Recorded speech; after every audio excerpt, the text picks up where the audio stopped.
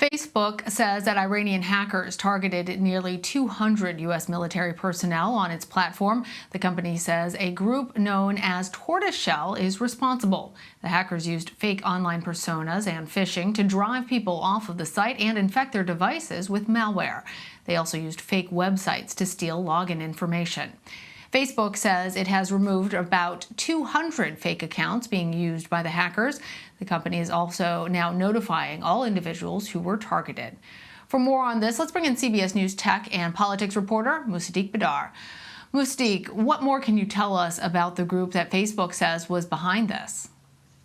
Lana, the group you mentioned, Tortoiseshell, has been active since about 2018, and the majority of their work in the past included targeting IT companies in the Middle East.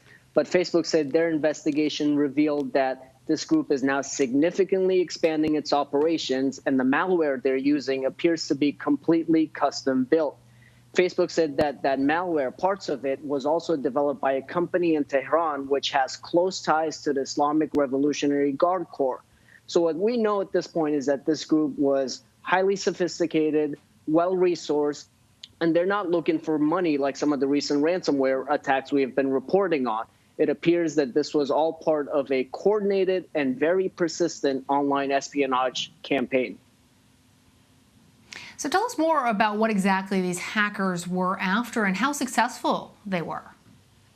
Yeah, they were specifically looking to gain access to personal and corporate login credentials of their victims. Facebook said the malware that was deployed allowed the hackers to gain administrative access to the entire device. And once they had that, they were able to take any documents that were saved on that device. They also deployed what is known as keystroke loggers. That is when the criminals covertly are able to see any key that you type on your keyboard.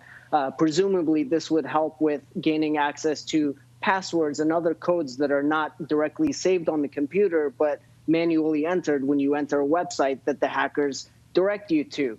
So this was all part of a campaign to gather as much information as they were able to from members of the U.S. military and others involved in the defense and aerospace companies that could be weaponized and potentially used in future attacks. And Musaddiq, you also reported that there were at least 4 phases to this hacking operation. Break down for us how this worked. That's right. The first phase involved reconnaissance. This is where the hackers would search the internet, Facebook, all other social media websites to narrow down their list of targets and decide who is potentially vulnerable to this account. The second phase, known as social engineering, is where the majority of the work took place. Social engineering is where they deploy these fake personas, the fake accounts, the fake website, all of it together to try and convince the victims that they are real folks looking to reach out to them for information, for job opportunities.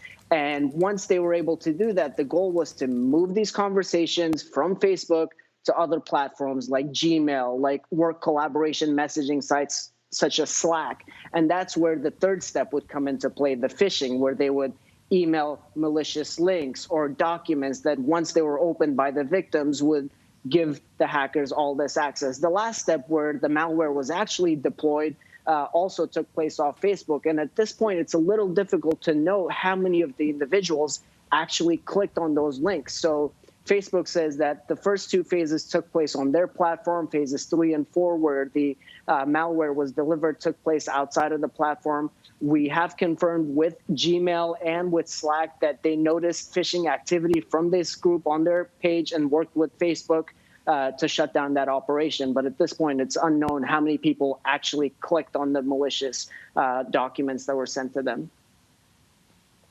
With it still unknown, as I mentioned, Facebook has removed fake accounts associated with the group and that they are notifying users who were compromised. But I'm wondering, what should users who are compromised do? And is the company taking any other measures to prevent this from happening in the future?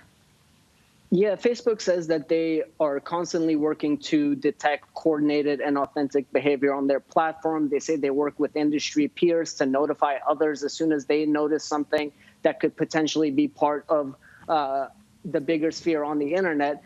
They're also notifying their law enforcement partners. And as you mentioned at the top, that the victims are being notified. But at the end of the day, the victims, when they see something like this, they have to be vigilant about clicking on links that potentially appear to be fake. Sometimes that's really hard to tell. And a lot of times the hackers will try to take advantage of humans and that psychology to try and trick them into sharing that information. So all we can do is be vigilant and mindful of what we click on the internet.